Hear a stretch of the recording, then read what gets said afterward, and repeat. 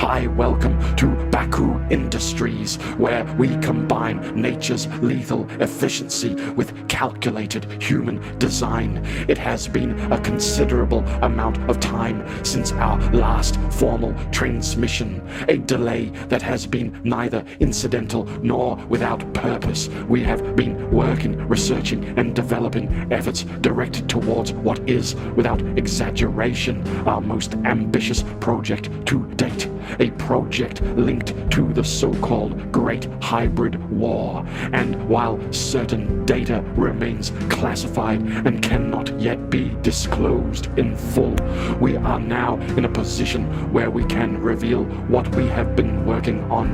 At its core, the objective we had appeared to be deceptively straightforward: to design a hybrid organism capable of achieving ecological dominance within the marine environments of the Miocene-Pliocene epoch. More specifically, the goal is to engineer an asset that can establish itself as a definitive apex predator within that temporal and ecological context. However, such a goal cannot be adequately understood without appreciating the extreme conditions of the target environment. The oceans of the Miocene to Pliocene represent one of the most perilous and competitively saturated ecosystems in Earth's history. This period was marked by the emergence and diversification of large-scale macro-predators, including early macro-predatory cetaceans and members of the otodontid shark lineage. These organisms occupied the uppermost tiers of the trophic hierarchy, exerting immense predatory pressure across the marine ecosystems of the time. The result was an environment densely populated with highly specialized, large-bodied predators entities whose capabilities rivaled, and in many cases surpassed, those of the largest marine reptiles of earlier eras. Within this context, our task extends far beyond the creation of a simple killing machine. Raw strength and fighting capabilities, while relevant, is insufficient as a standalone metric of success. Our objective is to produce an organism capable of sustained survival and ultimately dominance. To achieve this, a range of critical variables often disregarded in hybrid making must be rigorously addressed. By what mechanisms does the organism compete within an already saturated foot web? What hunting strategies does it employ to efficiently capture prey and deal with other apex predators? How do its offspring survive the vulnerable early stages of development in such a hostile environment? These concerns are central to viability. An organism that cannot sustain its lineage or itself cannot dominate regardless of its individual capabilities. With these principles established, we may now proceed to a more detailed examination of the project itself. Let us begin.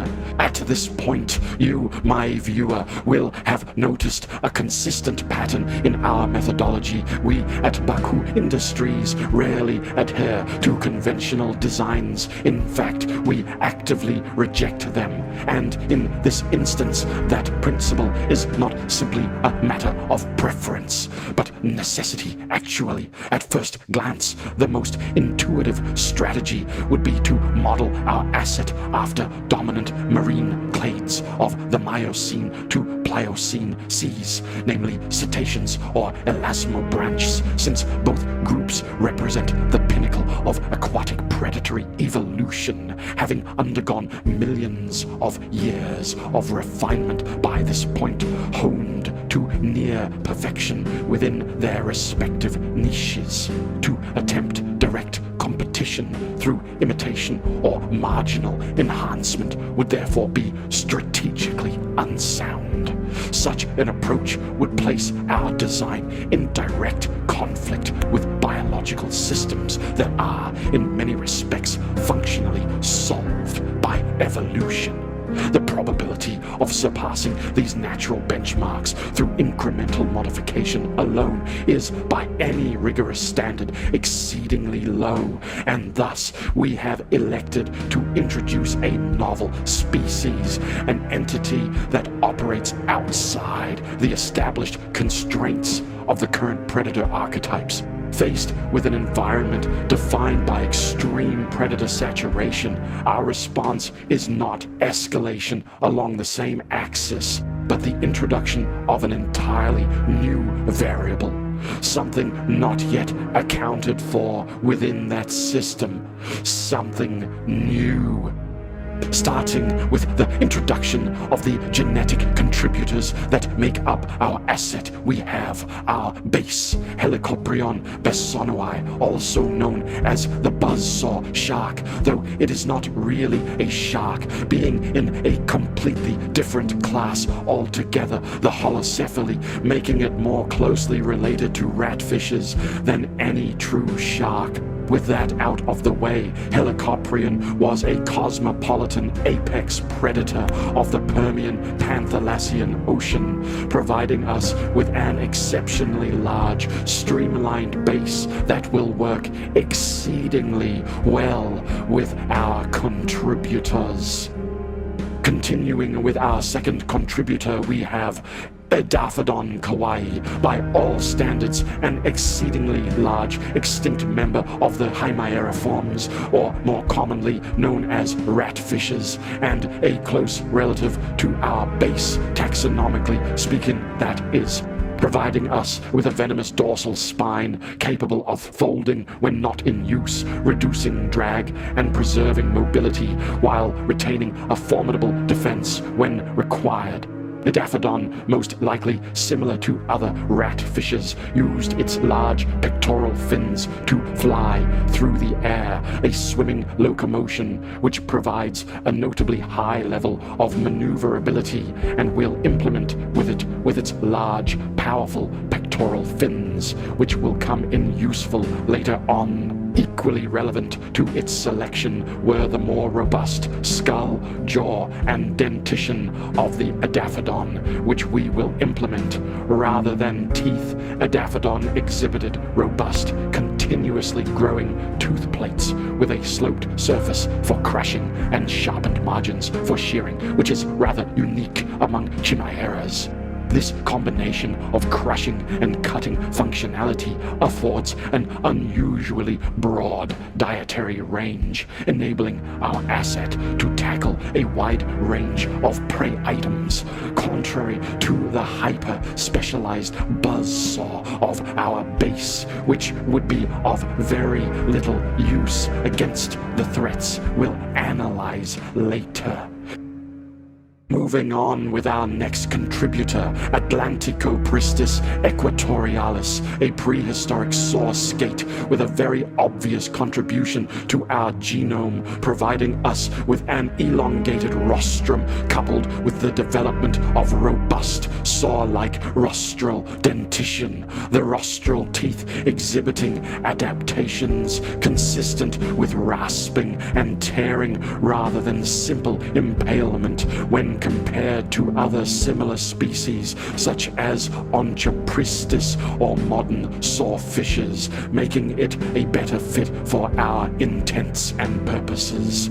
Now, the rostrum of our asset is fine, but it could be better. That's why we implemented the black marlin, making the rostrum of our asset more robust and sharp via the inclusion of micro serrations along its surface. Now, including a whole new species just for that would be a waste.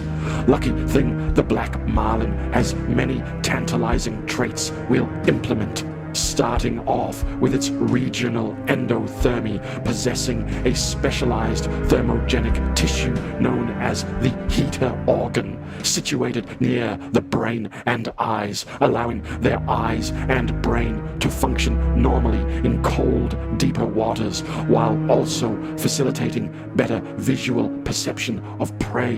Other inconspicuous advantages we'll implement are its acid buffering capabilities present in its muscle fibers in order to prevent lactic acid buildup, and the lubricating mucus marlin and other billfish have, decreasing friction when swimming by up to 80%, reducing drag and overall increasing swim efficiency. And finally, the marlin is utilized to modify the caudal fin shape.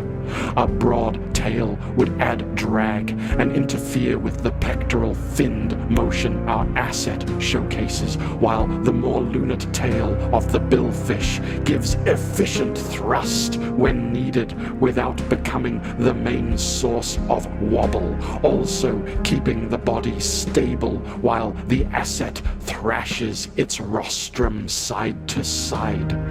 Now, with a contributor we predict will be very present during this event, introducing Galeocerdo Cuvier, the tiger shark, with a lot of traits for us to implement, we must say, beginning with the addition of a second dorsal fin and pelvic fins, which oddly enough are absent in our base, and will be requiring them to support some structures we'll be implementing next. But that's not all.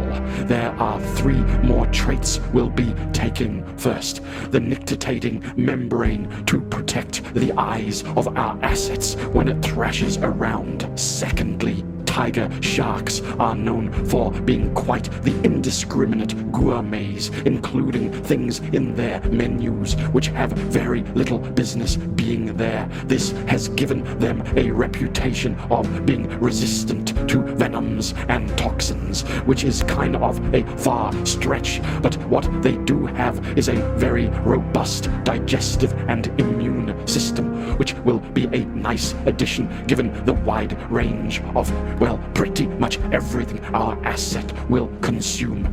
And now, the reason everyone is choosing this elasmo branch, those micro serrations on its teeth, we'll implement them into the rostral teeth to further enhance them alongside the shark's polyphyodonty, so those rostral teeth can be replaced when they inevitably fall due to extreme force. Following up with another staple of marine hybrid making, Rhincodon typus, otherwise known as the whale shark, the largest fish of today, granting us 3 traits in the form of an increase in size for our asset alongside its exceptionally thick skin, an adequate layer of defense while maintaining our streamlined hydrodynamic body. But neither of those traits are as important as the one we are implementing next. We are implementing the whale shark's high fecundity. The largest living shark has equally large litters with up to 300 pups for each reproductive cycle. It is common for large marine predators to do the opposite, invest in a few large pups or calves, but we have many reasons to think that investing in a couple hundred smaller offspring is the better option. Said offspring will still take many years to mature to adulthood, but they'll be born as miniature replicas of their larger progenitors, fully capable of surviving on their own, a topic we'll go into more detail soon. The next 2 contributors were chosen to cement some of the defenses of our asset in very similar ways, introducing Naso elegans and Diplocanthus crassissimus with 2 straightforward contributions in the form of 4-tail scalpels being capable to retract, reducing drag when not in use, and 3 spurs, 2 located at the pelvic fins and 1 on the second dorsal fin, respectively. Another contributor which will provide our asset with another defensive mechanism, especially during its younger life stages, the tail-light shark, providing our asset with a trait that is already hinted at with its name, the ability to shoot bioluminescent fluid from a gland near its cloaca as a defense mechanism, a very useful trait to have in order to earn yourself some time and escape a predator in the dark. And it is now time we reveal the ace of this asset, the contributor that was kept in mind throughout the entire designing and research process, Hypnos monopterygius, better known as the coffin ray. This obscure electric ray was particularly chosen above its other kin due to its large size and a reputation of being exceptionally glutinous, to the point even penguins have been found within their stomachs. The coffin ray will provide our asset with 2 electric organs around the outer edge of the pectoral fins of the asset, providing us with a very potent and tuned sense of electroreception and tissue isolation, but most importantly, the ability to deliver an electric shock as a defense mechanism, turning what were until now defenseless large targets into arguably the most dangerous part of this creature. It is with great pleasure we introduce the fruits of our labor, a hybrid to dominate this sea, introducing Brontorhina bathyalis, the bathyal thunder nose, codenamed Bermuda, with a length of 12.1 meters, a width of 8.5 meters, and weighing 18.4 tons. Brontorhina is a cosmopolitan predator with a particular proficiency for the bathyal zone, as its name implies. This is thanks to numerous deep diving contributors and the adaptations for thriving in the deep dark it possesses, such as its red coloration, which was chosen with this lifestyle in mind, as red wavelengths are the first ones that disappear as you go deeper underwater, effectively blending Brontorhina with the surrounding darkness, with a particularly effective sense of electroreception and eyesight. Brontorhina is a master at navigating in the depths it fancies, sensing its prey long before it senses it. Prey, which varies depending on what stage of life it's at, juveniles primarily eating bivalves, crustaceans, and mollusks, while adults turn their attention towards larger game like squaliforms and other deep-diving sharks, skates, squid, and the occasional beaked whale or similar deep-diving cetacean. Its particularly strong jaws also allowing it to exploit a resource not everyone will have access to: bone marrow, particularly the one present in whale falls, its tooth plates crunching and grinding the hard exterior to reach the nutritious reward. But for more lively prey, a single swat of its rostrum is enough to incapacitate or pin prey long enough for a follow-up swat or precise bite to be delivered, a bite with a lower estimate of 13,000 newtons of crushing and shearing force. The habits of Brontorhina being primarily crepuscular and nocturnal, staying during the day in deep waters before moving to shallower waters at night, as it follows the ideal vertical migration, following prey that rise with the plankton-rich surface waters, maximizing encounters with vertically migrating animals it can prey on and lethargic creatures it can sneak up on before returning to deeper waters by morning. But how does Brontorhina deal with its competition?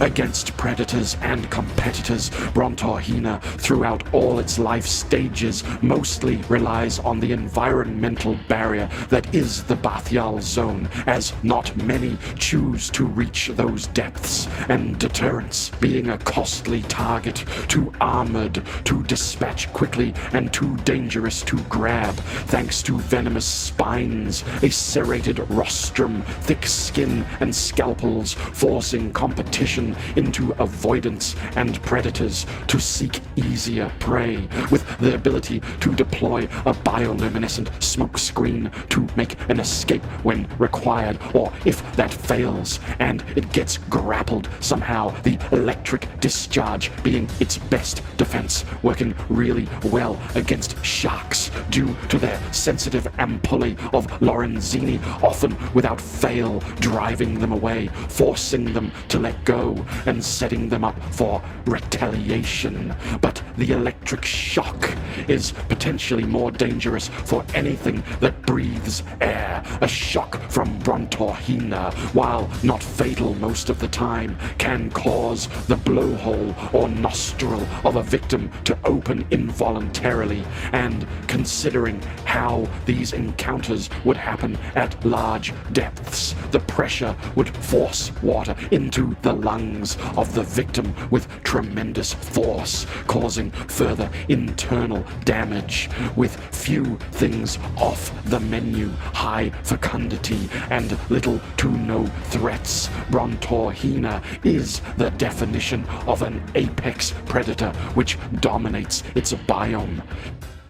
But how does it deal with the competition? Specifically, well, we have elaborated a long list of predators Brontorhina would have to watch out for, dividing them into 3 categories.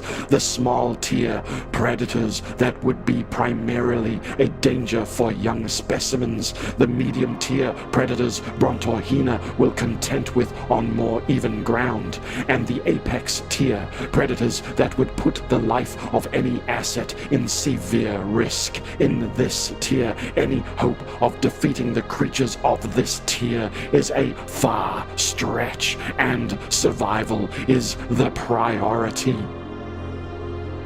For our representative of the small tier, we have Pontolus magnus, what was most likely the largest carnivoran that ever lived, rivaling the extant southern elephant seal as the largest pinniped. This 4-ton murderous walrus was a force to be reckoned with, and while an adult Brontorhina would make a meal out of one if it had a chance, the ones at risk here are the pups, being born at 60 centimeters long. They are perfectly snack-sized. Or are they?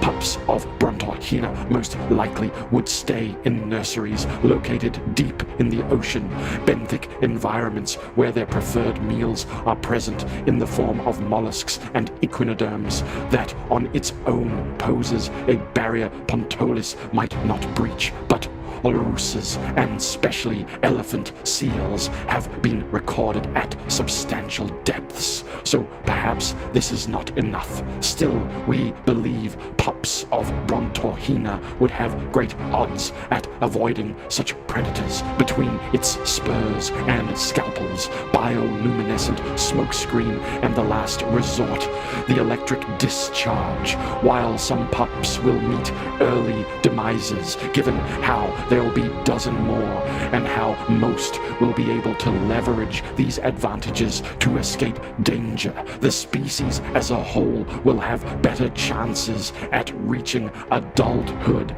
and making the predator the prey.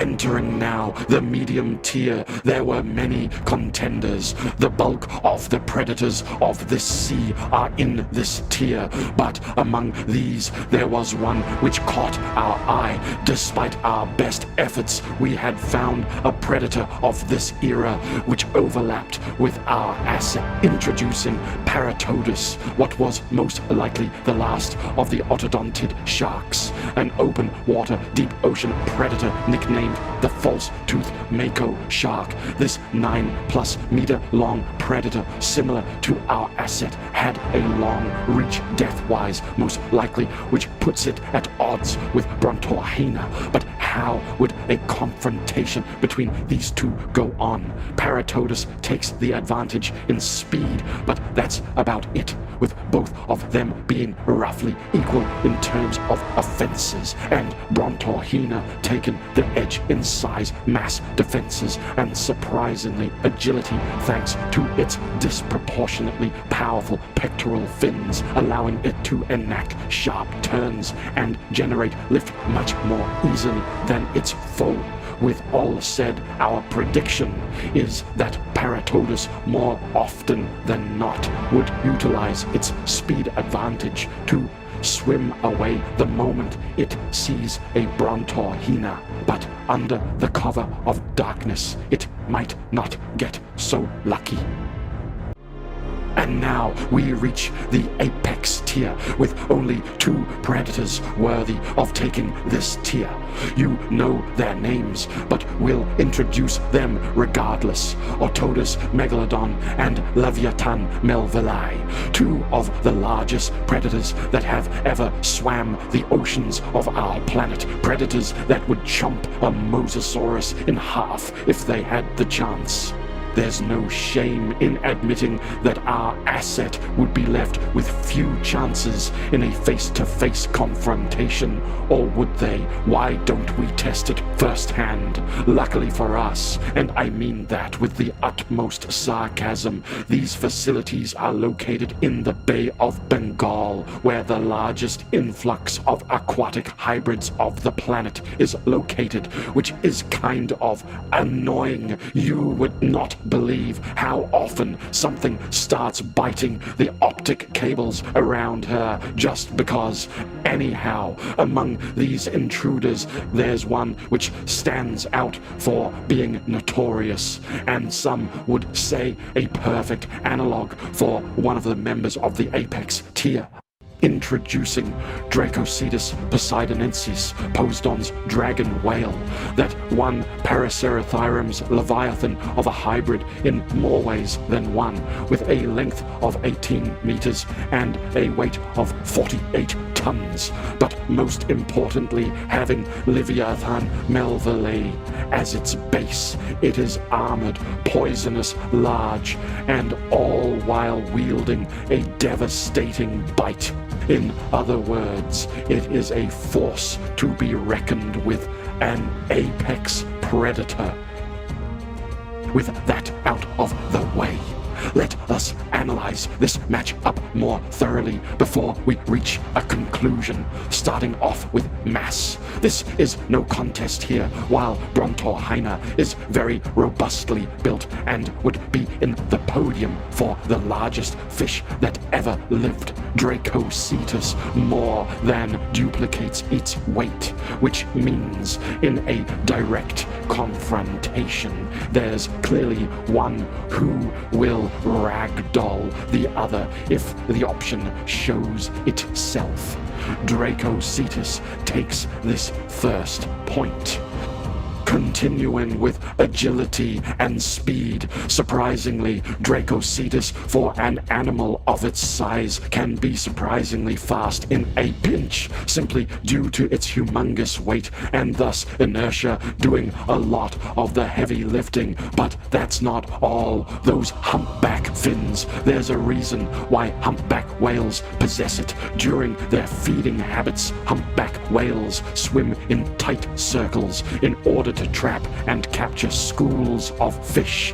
These large fins certainly provide it with an edge at positioning itself, something that is exceedingly important underwater, where virtually an attack can come out of any direction. But while those adaptations could have given it an edge over a similarly sized opponent, Brontorhina was built to be extremely maneuverable for its size, with those large muscular pectoral fins paired with the lubricating mucus of the marlin, and the substantial weight difference between these two made Brontorhina the victor in this category and takes this point.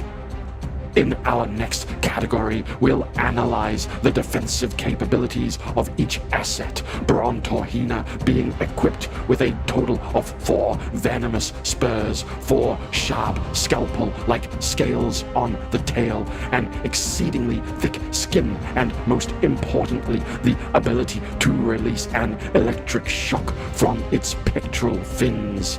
And on the other side of the shore, we have Dracocetus with venomous spines courtesy of the lionfish, modified spines from the porcupine fish, ossified armor thanks to Titanichthes, and most importantly, extremely thick blubbery skin.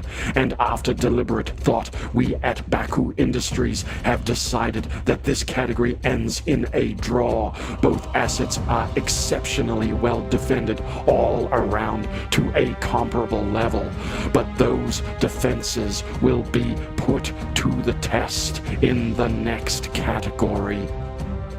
Offensive capabilities. Let's start with our dragon whale here, coming in with a devastating bite with an estimated force of 23 kilonewtons, more than enough to tear a pliosaur in half, armed with the largest teeth this world has ever seen, similarly to other toothed whales, utilizing them to grip, then thrash its victims up and down, letting the force of water do the tearing and dismembering part for them. But Dracocetus is not a one-trick dolphin. Those flippers, flukes, and its entire body weight can be considered lethal weapons as well. Those flippers armed with razor-sharp barnacles particularly. Now, how does our asset compare? Brontorhina comes in with a scalpeled tail it can use similar to how surgeon fish do, a sharp rostrum riddled